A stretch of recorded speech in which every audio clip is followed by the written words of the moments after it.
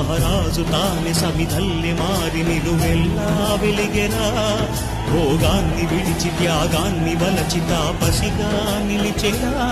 జనక్షేమమే తన సంకల్పముగా తన ఊపిరి హోమజ్వాలలుగా స్వర్గాన్ని శాసించెనుగా అమృతమును ఆహ్వానించెనుగా